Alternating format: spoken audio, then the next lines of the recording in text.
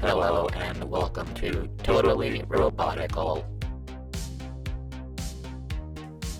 This little guy has wire armature running through his body.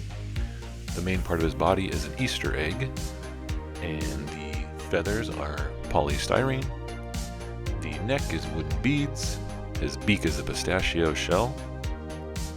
And his feet are made out of keyboard parts.